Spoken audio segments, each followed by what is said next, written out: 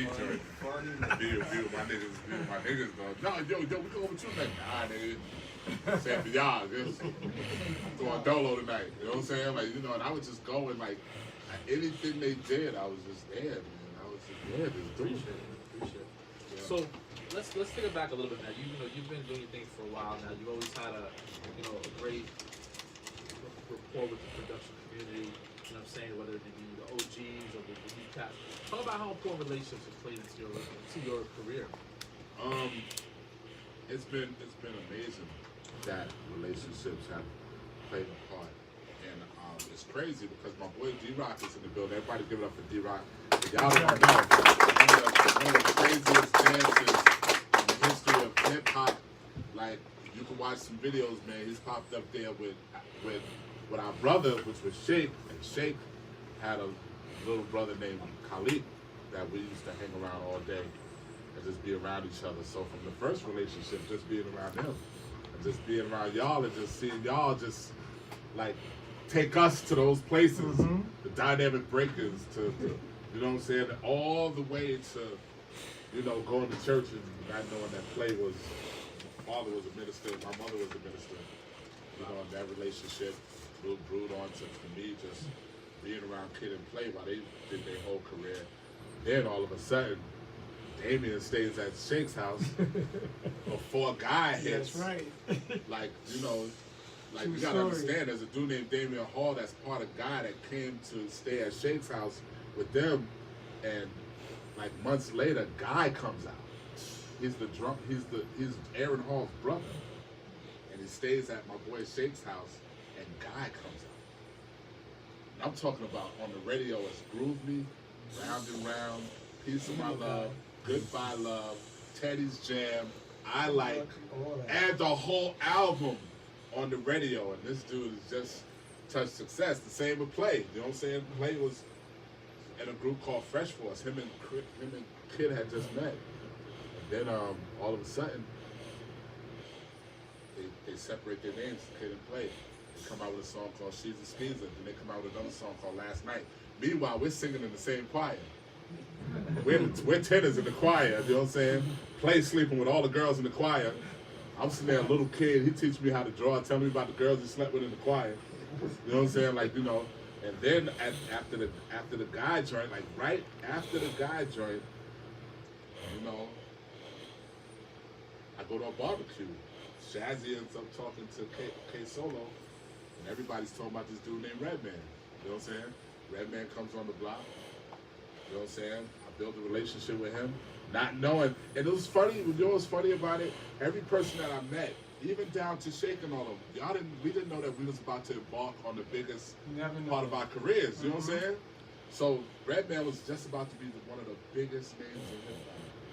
He had on a Def Jam jacket and everything. Picked me up, got me high, had me on stage with a book bag, just like took me to LA, and it was over. My life was over. It was crazy. And then, you know, and then to know Janet, and then to know Jay-Z, like, you know, Missy Elliott, you know what I'm saying? Missy, Timberland referred me to Missy. You know what I'm saying? 50 Cent. Come on, 50 in the hood, boo-boo. You know what I'm saying? I didn't even want to work on the 50 album because I was scared about the whole Ja Rule and 50 joint because we knew both sides. You know what I'm saying? We from Queens. We knew both sides. I didn't want to get in it. So this nigga 50 called me one day and just like, yo, man, what the fuck I gotta be calling niggas? I gotta be calling niggas. I gotta pay niggas to be in the studio with them. Ain't no say who the producer was doing that. But you know who he was. You know who. Yo, and my niggas fucking in Queens and he can't fucking come and give me no shit. I was avoiding his calls. Then all of a sudden, somebody called me from a bogus number and said, yo, 50 want to talk to you. I'm like, but then I went out to Oyster Bay, and just like the movie, the part where he got shot up and he went somewhere and went to a retreat and went, the nigga came out the booth and the nigga was like this, but he looked like his body weight had changed and everything, and I'm like, yo, like, nigga, you look different, like, you look like you about to, like, shit's about to change, you know what I'm saying, you know, so relationships with him got me on those albums. You know, and even down to the labels, you know what I'm saying? I knew a lot of people at labels that at first they were interns, Now years later, they execs and VPs and A&R reps, and the relationship is definitely good, man. If you get any type of numbers and any type of people, don't shortcut nobody along the way. Don't feel yourself nowhere along the way of this journey. You know what I'm saying? Because you never know who's who. Somebody could be working for fucking Complex. You think that's your man, you good and you gravy, and next thing you know, that nigga get fired. You go, oh shit, they got fired? Next you know, somebody else come along. But that nigga will get fired and fuck around and get a job at Spotify. You know what I'm saying? You know, like it's crazy. The relationships is definitely major. Like every number you get in this room on, like keep in contact. Even now, you know, it bugs me out to this day. I kind of question myself about it, but I will get on the phone and call every record label. To this day, I will do that. I'll call Warner Brothers. I'll call RCA. I'll call BMG. Hey, how you doing? And this ain't the call. This ain't the first call. This is me calling them. They not answering the phone. Me texting them. They not answering the phone. Me still being persistent and saying, yo, you know, I know you're busy, man. Just, you know, hit me up when you can. And then they say, yo, Rock, what up? And you be like, all right, I'll be there Tuesday. Be there Tuesday, get a placement. I would do hell with that.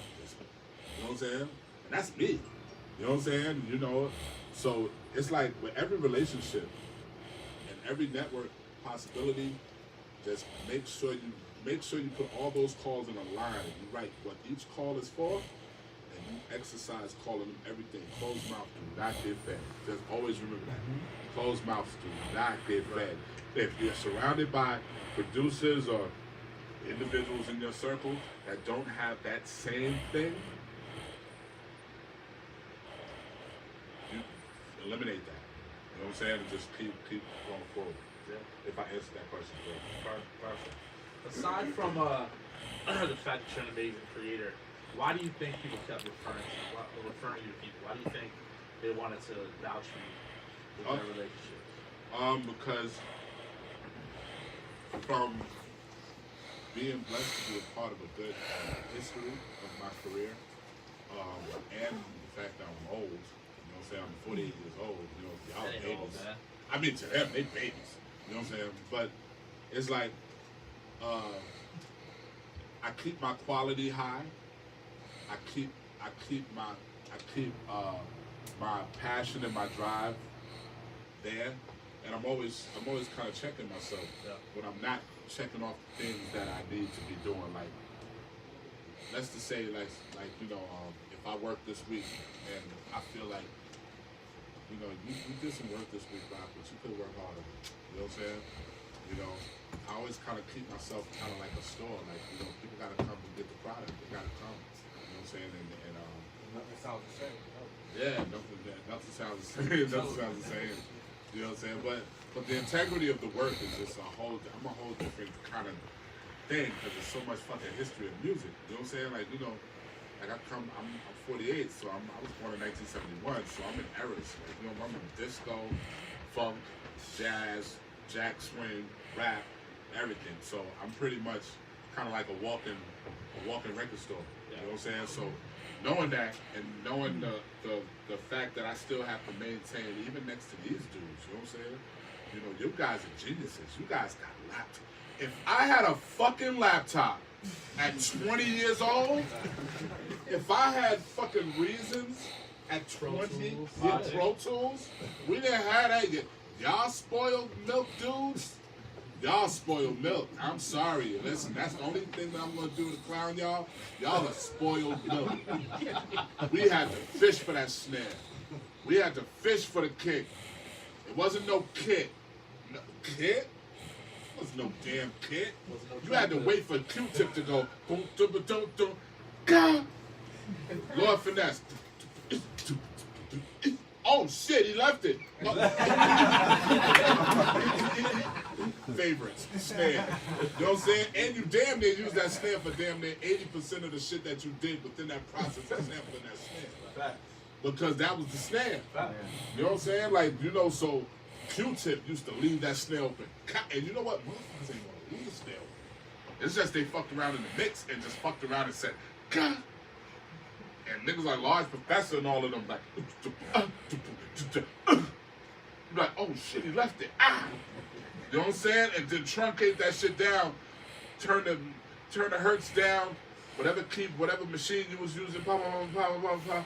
And that was your snare. And 80% of the records that you was gonna put out if you sampled that shit in January, from January to March, every song was gonna have that fucking snare because you was happy to have that fucking snare. Right. But if I had a laptop at 20, my whole drive of music would have changed. But still, the hustle was there.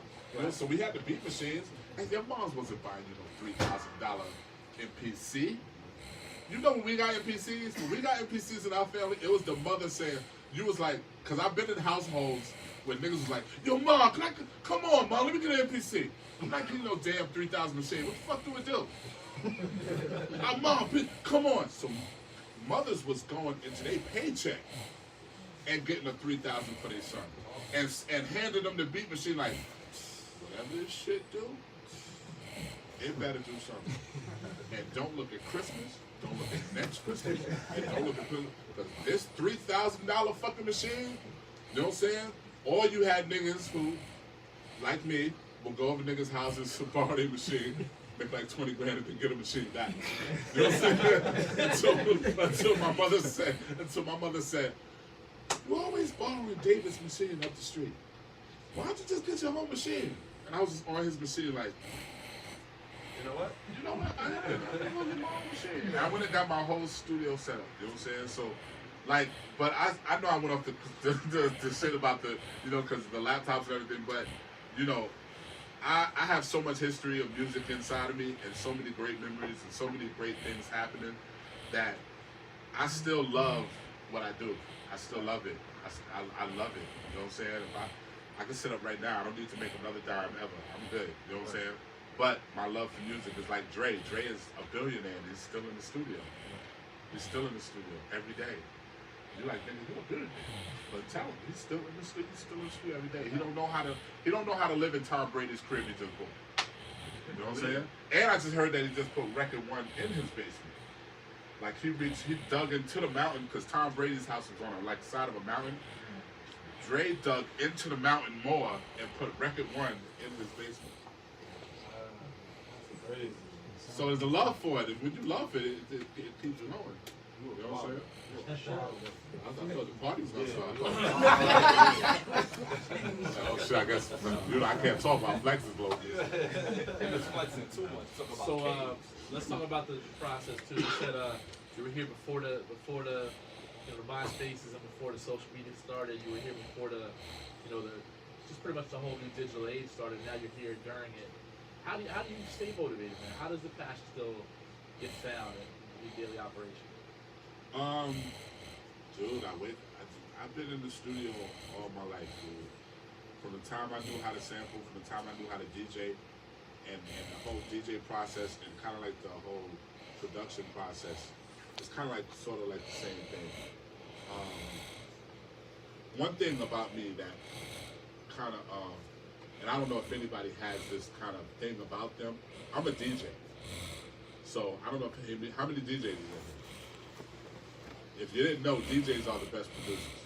You know what I'm saying? Because the intellect towards pleasing their audience has a lot to do with DJing. You know what I'm saying? You know, when you are creative in any type of way or form, when you're impressing the people that are beholding what you're creating, it's all about in the style of how you're delivering it. DJs are the best producers. Even I'm not even gonna say DJs. Even if you just know how to have a dope ass playlist at a party, you know what I'm saying? You don't necessarily have to be a zucka. You can be a nigga that everybody's like, yo, dude, like, play your playlist at the parties. Your playlist rocks. You just gotta have a good love for music. You know what I'm saying? A good love for music, people are pretty much the best producers because you already know what you want to hear. That's how you have to produce. You have to produce like you know what you want to hear, and you have to believe in what you want to hear. You know what I'm saying? Ray Charles told Quincy Jones that as long as you believe in the craft that you're in, there is no medium ground when you believe in whatever you're doing, no matter what style it is. Every producer is going to produce.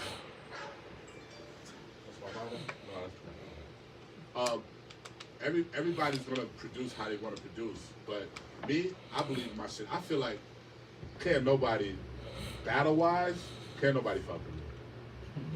But I feel like everybody should be saying the same thing. In your craft, you should feel like nobody can fuck with you. Kanye, the same attitude Kanye has, not the hair and not the hat, but the same attitude Kanye has about his integrity and his passion. Everybody should have that. It shouldn't be exposed to where you're on a stage with chains hanging halfway off. And I thought that was the best fucking stage in the world. That, to me. But you know, it was the pride coming forward because you know he started talking about Beyonce ain't called me. Yo, Jay ain't called me. You know, that's besides the point. Because I love him. I love that dude. But you know, I feel like everybody should feel that way. Everybody should feel confident. And that's me. I'm confident with my shit. I'm Rockwilder, nigga. At the end of the day, I'm fucking Rockwilder. Don't ever get it twisted. I look at everybody in their eyes. Talk to him.